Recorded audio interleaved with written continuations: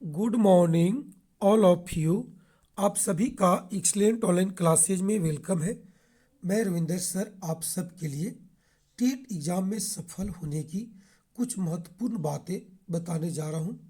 आप एकदम बिल्कुल बारीकी से इन चीज़ों को समझिए और बिल्कुल कम पढ़ करके यानी कम टाइम में आप एग्ज़ाम में सफल हों। इसके लिए मैं आपको एक एक करके बातों को एकदम जीरो लेवल से बताऊंगा। आइए पहले समझिए। सबसे पहले आप ये बात को समझिए कि जो टेट एग्ज़ाम है वो टेट एग्ज़ाम दो स्तर से होती है।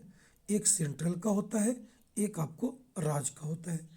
एक जिसे आप समझिएगा, एक आपका सीटेट हो गया और एक आपका स्टेट हो गया, जो अलग अलग राज्य अपने अपने स्तर से एग्ज़ाम को कंडक्ट कराते हैं। जैसे जेटेट हो गया, बिहार टेट हो गया, इसमें आएगा। चाहे वो सेंट्रल टेट हो या कोई स्टेट टेट हो, उससे कोई मतलब नहीं। टेट एग्ज़ाम में सफल हमको होने के लिए क्या क्या बातों को ध्यान देनी चाहिए, आप उन चीज़ों को बारीकी से समझिए। सबसे पहले आप देखिएगा, एक एक करके मैं बता हूँ कि बच्चा जो आप स्कूल में गए और जो स्टूडेंट्स है, विद्यार्थी है, जिसको हम बच्चा से संबोधित मैं कर रहा हूँ, उसको आपको सर्वोपरि मानना है। इसका मतलब आपको जो भी स्कूल में विद्यालय में गतिविधि करनी है वो बच्चा के लिए करना है और बच्चा को ही सर्वोपरि हमको मानना है। अब देखिए, हम लोग को लगता है कि एज ए टीचर हम लोग स्कूल में बच्चों को पढ़ाएंगे, लेकिन अब देखिए अभी के जो समय चल रहा है उसमें शिक्षक को एक परामर्शदाता के रूप में पहचान किया गया है। यानी आप बच्चा को मोटिवेट कीजिए, बच्चा को पढ़ने के लिए तैयार कीजिए। तो आज अगर आपसे कोई पूछेगा कि शिक्षक क्या है, तो परामर्शदाता है। दूसरी बात, मैं यहाँ लिखा हूँ, बच्चा बचा लिया तो आप बच गए। इसका मतलब अगर आप बच्चा को पढ़ाने में, बताने में, सिखाने में अगर आप सफल हो गए तो आप बच गए। इसका मतलब ये हुआ कि आप जब सी टेट के एग्ज़ाम का जो पेपर होगा उसको हल करेंगे तो आपको हमेशा हर प्रश्न में देखना है कि बच्चा को कहीं से भी कोई नुकसान न हो। बच्चा को सर्वोपरि मानना है, उसको हमको बचाना है। अगर ऐसा सोच करके मन में विचार बना के अगर आप उत्तर देते हैं तो समझिए कि आप टेट में क्या हो जाइएगा, सफल हो जाए। क्योंकि आपका जो प्रश्न का उत्तर होगा, हर प्रश्नों में जो विकल्प देंगे, उत्तर देंगे, उसमें आपको देखना है कि किसी भी स्थिति में बच्चा को नुकसान न हो। क्या हमको क्या करना है, उसको बचाना है। अब देखिए, इन्हीं बातों को मन में जज्बा पैदा करने के लिए मैंने एक लाइन लिखा हूँ, बच्चे को सम्मान देना है। यानी बच्चा को पहले क्या करता था शिक्षक लोग, हम लोग उसको बहुत तरीका से पनिशमेंट दे दे के पढ़ाने का काम करता था लोग, लेकिन अब नहीं भाई, आपको क्या करना है, उसको सम्मान देना है। मतलब ये भी आपको समझिए कि आपको मन में एक विचार लाने के लिए कि बच्चा मेरा सर्वोपरि है, हमको उसको सिखाना है। उसी से जुड़ा हुआ वर्ड है कि बच्चे को सम्मान हमको देना है। इसके बाद देखिएगा, समझो बच्चा भगवान है। बस ये सब जो वर्ड है छोटू, केवल आपको भावना जगाने के लिए कि आप बच्चा को सर्वोपरि मानिए, आप उसको भगवान मान लीजिए। यानी भगवान जब मान लेंगे तो उसको सम्मान भी करेंगे, सबसे ऊपर भी होगा और उसके लिए हम लोग काम भी करेंगे। अब देखिए, जो मूल बातें हैं एग्जाम के लिए कि जो अधिगम आप कराएंगे उसका केंद्र बिंदु आप नहीं है, पाठ्यक्रम नहीं है, कि बाबू बालक को मानना है। यानी अभी के डेट में अगर कोई पूछा जाए कि जो अधिगम का केंद्र बिंदु है वो क्या चीज़ है, बालक है बाबू। ठीक, आप इन चीज़ों को ध्यान से समझेंगे। इस सिर्फ इतनी ही सी बात आपको बताने के लिए मैं काम किया हूँ कि आपको बच्चा को स्थान देना है, बच्चा को सर्वोपरि मानना है। आप केवल परामर्शदाता है, सम्मान दीजिए, भगवान मान लीजिए, ताकि किसी प्रकार का उसको नुकसान ना हो। आइए अब आगे देखते हैं। अब देखिए, आपको जो एग्जाम में जाइएगा तो आपको प्रश्न का दो रूप दिखेगा छोटू, एक सकारात्मक जिसको हम पॉजिटिव कहेंगे, एक नकारात्मक जिसको हम लोग नेगेटिव कहेंगे। यानी प्रश्न दो रूप में होता है, सकारात्मक और नकारात्मक। जिसमें अगर कोई पूछा जाए कि ये नहीं होगा यानी नकारात्मक, अगर है तो सकारात्मक। अगर आप इस बात को समझ जाएंगे कि कि प्रश्न मेरा सकारात्मक है कि नकारात्मक, तब आपको उत्तर करने की बात करना है। देखिए, क्वेश्चन अगर पॉजिटिव है, क्वेश्चन अगर पॉजिटिव है यानी सकारात्मक है, तो आप जान लीजिए आपका उत्तर भी क्या होगा, सकारात्मक होगा। भाई, अगर क्वेश्चन पॉजिटिव तो आंसर भी पॉजिटिव, यानी आप प्रश्न समझ जाएंगे कि पॉजिटिव है तो क्वेश्चन उसका आंसर भी क्या होगा, पॉजिटिव होगा। अगर क्वेश्चन निगेटिव है यानी नकारात्मक फॉर्मेट में है, तो आपका आंसर भी क्या होगा, निगेटिव होगा। अब देखिए, ये दो बात मैं बता दिया, और इसके बाद आप बहुत छोटी सी बात को समझेंगे कि अगर कहीं आप पैसेज गद्य में हो या पद में हो, हिंदी में हो, इंग्लिश में हो या किसी भाषा की बात करें, अगर आप पैसेज बना रहे हैं तो आपको अपने स्तर से कोई भी बात नहीं सोचना है। देखिएगा, सभी गद्य और पद के प्रश्न करते समय ध्यान रहे कि पैसेज से ही उत्तर खोजकर लिखना है, यानी उसकी भाव या डायरेक्ट सीधे जैसा भी आपको दिखे पैसेज से ही आपको उत्तर करने की आवश्यकता है। आप क्या जानते हैं नहीं जानते हैं उसकी बात नहीं चर्चा करनी है, बल्कि आपको पैसेज जिस रूप में लिखा होगा आपको अकॉर्डिंग टू जो पैसेज कहेगा आपको उत्तर करने की ज़रूरत पड़ेगी। चलिए, तो बहुत अच्छे से आप इन तीन बातों को समझे हैं, आगे देखते हैं।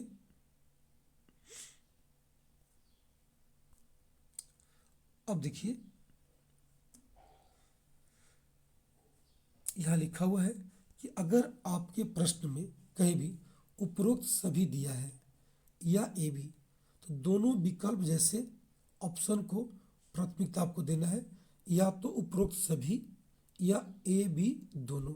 लेकिन भाई देखिए, ये कब करना है, जब आप प्रश्नों को उत्तर नहीं कर पा रहे हैं और आपको टिक लगाना है, अनिवार्य हो गया है कि इसको छोड़ेंगे तो नंबर कम हो जाएगा। तो उस स्थिति में अगर आप उत्तर नहीं कर पा रहे हैं तो उपरोक्त सभी देखिए, अगर वो नहीं दिखे तो ए और बी दोनों दिखे, उसको आप चयन करते समय प्राथमिकता देंगे। कोई बाध्यता नहीं है कि उत्तर वही होगा, लेकिन अधिकांशतः 90% उत्तर इस स्थिति में उपरोक्त सभी होगा, या अगर ये नहीं होगा तो ए और बी दोनों होगा। तो थोड़ा ध्यान से आप इसको उत्तर को करेंगे और समझेंगे। आगे देखिएगा, प्रश्न के विकल्प को करने से पहले यह देखें कि कौन सा ऑप्शन नहीं हो सकता है। बहुत अच्छी बात है, इसको आप ध्यान समझिएगा। अगर आप प्रश्नों को हल कर रहे हैं तो अगर 4 विकल्प आपको दिया हुआ है तो सबसे पहले उन विकल्पों को हटा दीजिए जो आपको नहीं होगा। जिसे मान लीजिए कि 4 विकल्प है, उसमें से आपको ए और डी कंफर्म हो गया कि उत्तर नहीं होगी, तो बी और सी बचा। इनमें से हम लोग चयन करने का प्रयास करेंगे, तो 50-50 का मामला बन जाती है सही गलत का। इस परिस्थिति को भी आप जरूर और अप्लाई करके देखेंगे कि अगर हम प्रश्न को हल कर रहे हैं तो विकल्प में से भी देख लेंगे कि कौन नहीं होगा और कौन हो सकता है।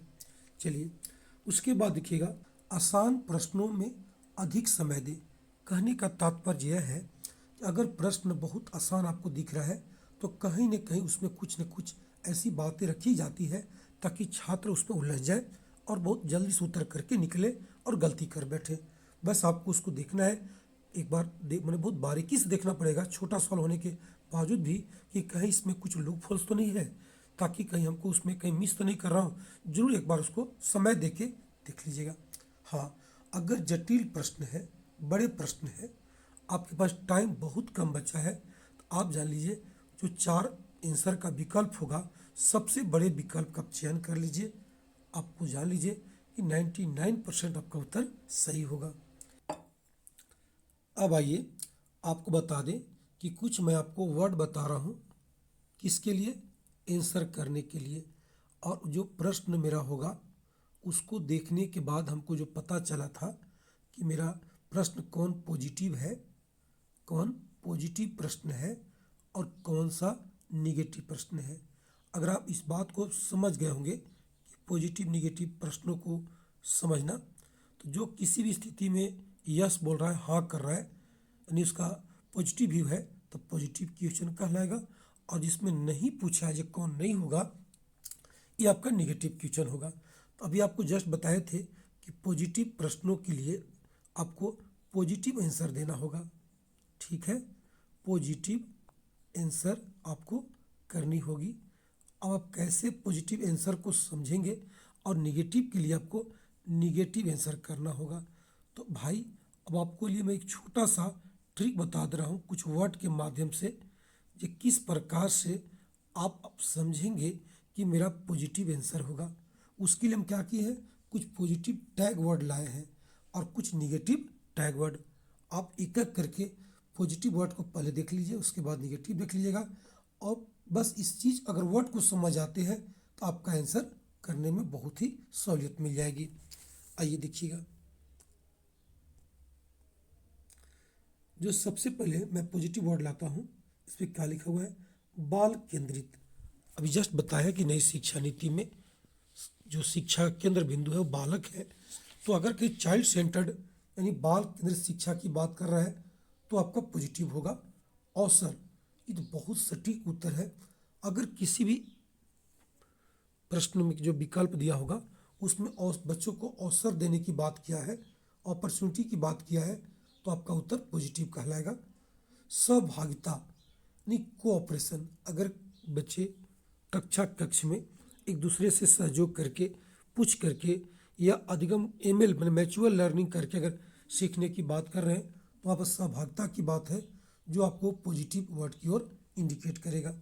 सर्वांगीण विकास, जी अभी हम लोग शैक्षिक और गैर शैक्षिक बच्चों में दोनों प्रकार के विकास को देखना चाहते हैं, यानी ऑल ओवर डेवलपमेंट की बात करते हैं। जिस विकल्प में ऑल ओवर की बात करेगा उसको आप पॉजिटिव मानिएगा। सबसे देखिए सटीक है करके सीखना, लर्निंग बाय डूइंग।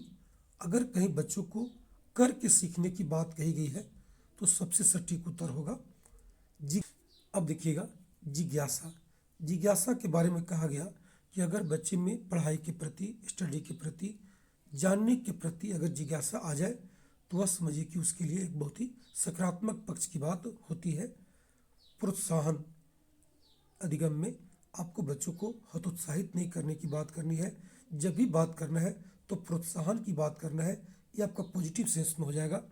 रचनात्मक मूल्यांकन, एफ ए, यानी बच्चे को हर गतिविधि को आपको ट्रैक करते हुए, ध्यान देते हुए आपको अधिगम कराना है, यानी उसकी हर गतिविधियों पर नज़र रखते हुए उसको जो मूल्यांकन है करना है आपको, और उसके बीच के अधिगम के दौरान या गैर शैक्षिक कार्यक्रम के दौरान जो उसमें कमियां हैं उसको दूर करते चलना है, ये कहता है उसको रचनात्मक मूल्यांकन। उसके बाद देखिएगा सतत एवं व्यापक मूल्यांकन, बहुत अच्छी बात भाई, CCE कहिएगा इसको, CCE होता है इसका, कंटिन्यूअस एंड कॉम्प्रहेंसिव एवल्यूशन। आज की डेट में बच्चे का मूल्यांकन केवल परीक्षा नहीं है, बल्कि आपको पूरी सत्र कहिए, प्रत्येक दिन कहिए, हर तरह की गतिविधियों पर नज़र बनाए रखना ही आपको सतत एवं व्यापक मूल्यांकन की बात करती है। ये आपका सकारात्मक पक्ष होगा। और अगर हम जो भी क्लास लें बताएं बच्चों को, अगर उसके दैनिक जीवन से जोड़ के बताते हैं तो भी ये क्या होगा, आपका पॉजिटिव सेंस में वो माना जाएगा। देखिए इन सब शब्दों को आप बहुत अच्छे से मन में बैठा लीजिए, क्योंकि बता दें आपको 150 प्रश्नों में से 75 प्रश्न आपका हर एक विषय मिला करके CDP से होने वाला है। तो आप अगर इसमें कैसे बेहतर कर पाएंगे, अगर इस बात को समझ जाते हैं तो उत्तर करते समय आपको बहुत टाइम ही बचेगा और आप पूरी प्रश्नों को बना के भी आएंगे। अब देखिएगा और बताया है अभी पॉजिटिव में ही,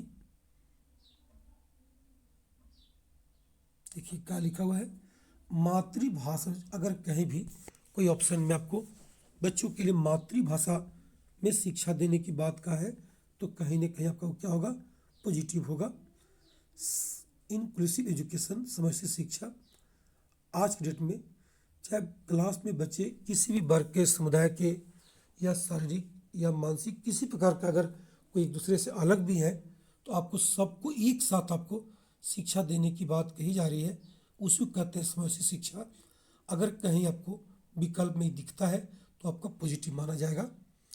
विविधता का सम्मान, यही बात आ गई कि अगर बच्चे विभिन्न फॉर्मेट में, विभिन्न रूप में है यानी विभिन्न समुदाय के, जात के या भाषा के समुदाय, कई रूपों में अगर उनमें अंतर देखा गया है तो आपको सबको क्या करना है, आपको एक साथ लेके चलनी है, सम्मान करना है और उनको उस आधार पर कोई अलग तरीका से है भेदभाव आपको नहीं करनी है।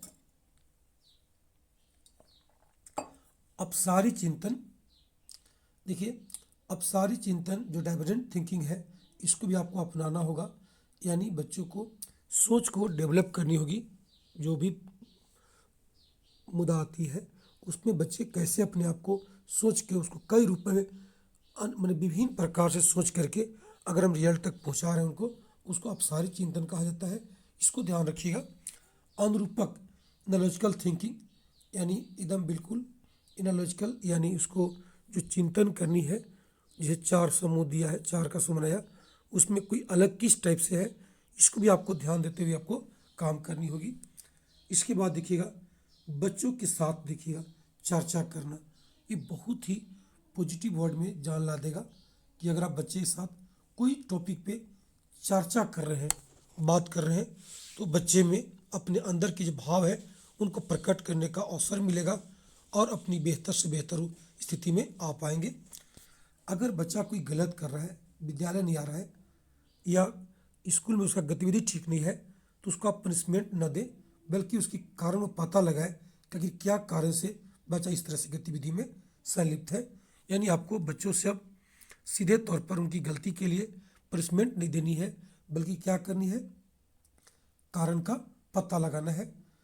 सृजनात्मकता, ये तो आप समझ गए कि बच्चा में क्रिएटिविटी अगर है कहीं किसी प्रकार की, तो आपको समझ जाइएगा कि वो पॉजिटिव आंसर में माना जाएगा। हस्तपरक गतिविधि बहुत बेहतर, अगर बच्चे कुछ करके सीख रहे हैं, अपने से कुछ गतिविधि में शामिल है, तो सबसे बेहतर माना जाएगा हस्तपरक गतिविधि, यानी करके सीखने के लिए ही वर्ड लगाया गया है। चलिए गतिविधि, अगर आप एक्टिविटी बेस्ड कोई भी चीज़ पढ़ा रहे हैं, बच्चों को बता रहे हैं, तो समझिएगा वो पॉजिटिव होगा। गतिविधि करा करके खेल खेल में, अगर इसको आप गतिविधि ना कह करके अगर खेल खेल की बात अगर आप करते हैं, तो समझिए आपका वो पॉजिटिव वर्ड होगा। प्रेरित करना, एकदम मोटिवेट करना, आप एज ए शिक्षक, आप परामर्शदाता है, उसको समझाएं, बताएं, प्रेरित करें, मोटिवेट करें, और बच्चा सेल्फ अपना स्टडी को जब लेके आगे बढ़ेगा तो बेहतर से बेहतर वो कर पाएगा। और अगर हम कुछ टूल्स की बात करेंगे तो दृश्य श्रव्य सामग्री, बच्चा देखे भी और सुने भी, अगर आप इसका उपयोग कर रहे हैं तो समझिए कि अधिगम में चार चांद लग जाएगा और बच्चे अधिक से अधिक बातों को आत्मसात कर पाएंगे, सीख पाएंगे। चलिए अभी आप पॉजिटिव वर्ड को देख रहे थे, बहुत सिंपल तरीका से लगभग 22 में लाया हूँ, और हो सकता है, लेकिन इतना सा आप समझ जाइएगा कि हमको अगर कहीं भी इनमें से कोई भी अगर वर्ड हमको कहीं दिख जाए तो समझिए कि वो क्या होगा, पॉजिटिव होगा। आइए अब कुछ देखते हैं, निगेटिव की बात किया है, कुछ निगेटिव वर्ड भी मेरे पास है जिससे आपको निगेटिव प्रश्नों को उत्तर करने में बल मिलेगी।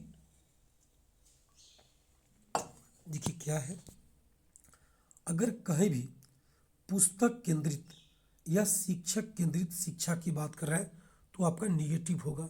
क्या होगा, वो आपका आंसर का होगा, निगेटिव हो जाएगा।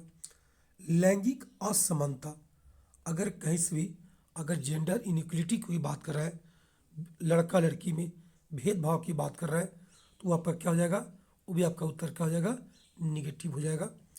अगर कई प्रश्नों में के जो विकल्प उसमें अगर लिखा है केवल, मात्र, सिर्फ, ये लगभग जो है या प्रायः कहिए, ये निगेटिव होते हैं और उत्तर इसका क्या होता है, गलत होता है। कहीं अगर आपको केवल लिख, एजुकेशन में केवल वर्ड है ही नहीं, अगर कोई यूज कोई कर रहा है, मात्र यूज कर रहा है, सिर्फ कर रहा है, ओनली कर रहा है, तो निगेटिव वर्ड होगा। ये बहुत बड़ी बात वीवीआई कर लीजिए, अगर कोई ऑप्शन में आपको रटने की बात किया, याद करने की बात किया, यानी कंठस्थ करने की बात किया, तो समझिए वो आपका निगेटिव वर्ड माना जाएगा और पॉजिटिव का तक कभी उत्तर हो ही नहीं सकता है। देखिएगा हतोत्साहित करना, एकदम ये निगेटिव है, बच्चा को प्रोत्साहित मुझे करना है, न कि हतोत्साहित, ये भी कहा जाएगा निगेटिव होगा। देखिए, निष्क्रिय, निष्क्रिय का मतलब होता है इनएक्टिव। आपके अगर बच्चे आपकी गतिविधि से या कोई भी किसी कारण से अगर बच्चे में निष्क्रियता देखी जा रही है तो समझिए कोई निगेटिव है। मैं आपको बता दूं कि अगर कहीं ऑप्शन में निगेटिव यानी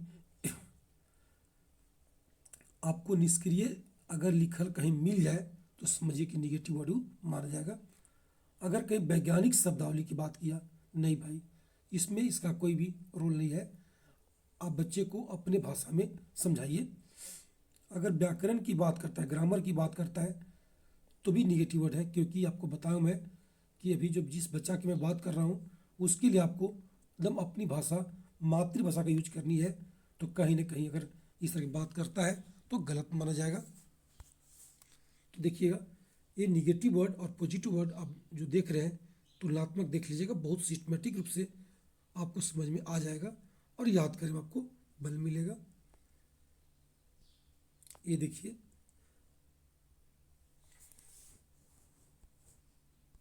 सीमित, अगर कहीं भी सीमित वर्ड आपको दिखे तो भाई एजुकेशन में सीमित वर्ड को नेगेटिव माना गया, याद कीजिएगा।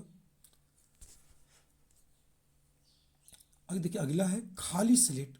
आपको बच्चे को कभी भी खाली स्लेट नहीं मानना है, बल्कि बच्चे भी जब आपके स्कूल में पहुंचते हैं तो कुछ न कुछ जानकारियां से लैस होते हैं। बस उनको आपको यूज करना है, उनके अंदर छुपी प्रतिभा को जगाना है। चलिए, योगात्मक मूल्यांकन को यहाँ पर निगेटिव माना गया है। अभिसारी चिंतन जो है, यानी चिंतन जो करनी है, अगर किसी माने जो अभिसारी चिंतन है, जो आपको थिंकिंग जो है उसके बारे में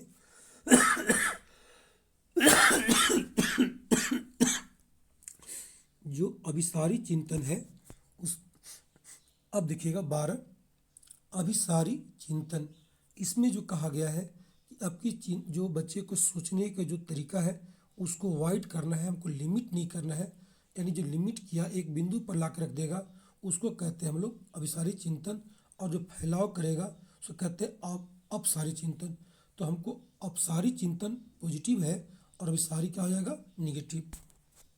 अगर बच्चे में देखिएगा कोई प्रकारात्मक स्थिरता आ जाती है, फंक्शनल फिक्सनेस हो गया, यानी बच्चे में जो विकास है, अधिगम की जो गति ठहर जाती है, ये भी आपको निगेटिव बात आएगा।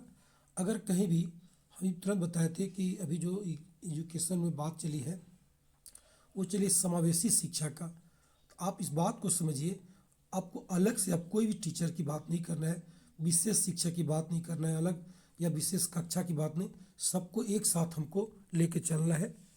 और उसके बाद देखिएगा मानकीकृत शब्दावली, अगर कहीं भी स्टैंडर्ड अभी बताया था ना सूत्र पर या व्याकरण पर आधारित यानी वैज्ञानिक शब्दावली, अगर कुछ ऐसे भी यूज किया है, मानकीकृत भी किया है, तो भी आपका बच्चों के लिए कहा जाएगा, निगेटिव हो जाएगा। तो भाई देखिए, आप पॉजिटिव वर्ड को अच्छे से समझिएगा। और उसके बाद देखिए, जो आपको मैं बताया हूँ कितना, उसकी संख्या 22 थी, और जो निगेटिव है इसकी संख्या में कितना बताया, देखिएगा 15 है। आप इन सभी जो शब्द लगाए हैं खाली आप इनको एक दो बार देख लीजिएगा, तो आपको उत्तर करते समय इतनी टाइम बचेगा कि आप सोच नहीं सकते, तो बहुत अच्छे से उसका उत्तर कर पाएंगे। आगे आप देखिएगा, कुछ प्रश्न है आपके लिए मैं बता दूं, आप उत्तर करके देख लीजिए बहुत अच्छे से। देखिएगा क्या लिखा हुआ है, भाषा अर्जन के संबंध में कौन सा कथन उचित नहीं है, यानी ये जो देखिए नहीं लिखा हुआ है, इसके चलते ये प्रश्न मेरा निगेटिव हो गया। अब जब प्रश्न मेरा निगेटिव हो गया तो जो मैं उत्तर खोजूंगा उसको भी क्या होना चाहिए, निगेटिव होना चाहिए, मतलब निगेटिव वर्ड उसमें लगा होगा। देखिए, सभी बच्चों में भाषा अर्जन की स्वाभाविक क्षमता होती है। भाषा अर्जन केवल, अब देखिए यह केवल आ गया ना, केवल ये आपका पूरा हम नहीं पढ़ पाए, ठीक, केवल पढ़े तो समझिए कि निगेटिव हो चुका है और आपका ये उत्तर हो गया। चलिए, इसका उत्तर बी हो जाएगा। खाली हमने कुछ नहीं, केवल देखा, हमको सर बताए थे जहाँ केवल हमको दिखेगा वो निगेटिव वर्ड है और वो आपको निगेटिव प्रश्नों का ही उत्तर होगा। यह प्रश्न मेरा निगेटिव था, उत्तर मेरा बी हो जाएगा। चलिए नंबर 2 देखिएगा, पठन पाठन के अंत में ऐसे अभ्यास और गतिविधियां हो जो, अब देखिए, बच्चों को स्वयं कुछ करने और सीखने का अवसर प्रदान करें। पहले देखिएगा जो प्रश्न है वो क्या है, निगेटिव है या पॉजिटिव। तो देखिए पठन पाठन के अंत में ऐसे अभ्यास और गतिविधियां हो जो, यानी प्रश्न क्या हुआ, पॉजिटिव होगा। और देखिएगा अब मेरा जो उत्तर भी होगा वो क्या होगा, पॉजिटिव होगा। तो आप समझिएगा यह अवसर देने की बात का है, ऐसे अच्छा उत्तर क्या हो सकता है। अब देखिए केवल दे दिया, बी गलत हो गया। पाठ पर बिल्कुल ध्यान न हो, गलत। सरल भाषा ये सही है, सरल भाषा वाले हो मैं मानता हूँ, लेकिन भाई जो सबसे बहुत बड़ी बात है देखिए ए और डी में जो अवसर की बात किया वो सटीक उत्तर होगा। दूसरा उत्तर क्या कर दीजिएगा आप लोग, ए कर दीजिए। आगे देखिएगा क्या लिखा है, बच्चे के भाषा विकास को समृद्ध करने के लिए निम्न में से कौन सा कारण उपयुक्त है। मैंने पॉजिटिव पूछ रहा है, तो जो आपका आंसर होगा वो भी आपका पॉजिटिव होना चाहिए। देखिएगा पुस्तकों की सहायता से बच्चे को कंठस्थ करवाना, जा, अगर जहाँ कंठस्थ दे दिया वो गलत। समझ न आने पर बच्चे को दंडित करना, दंड तो आपको देना ही नहीं, वो गलत हो गया। अभिभावकों को कार्य सौंपना, था देखते हैं आगे जी डी क्या कहता है, बच्चे को भरपूर अवसर उपलब्ध कराना। आप समझ गए, ये देखिए यहाँ सी जो था उनके अभिभावकों को कार्य सौंपना, नहीं भाई कार्य आपका है क्यों सौंपिएगा, गलत। और डी देखिएगा, डी कितना सटीक उत्तर है, बच्चे को भरपूर अवसर उपलब्ध कराना, आंसर डी हो जाएगा।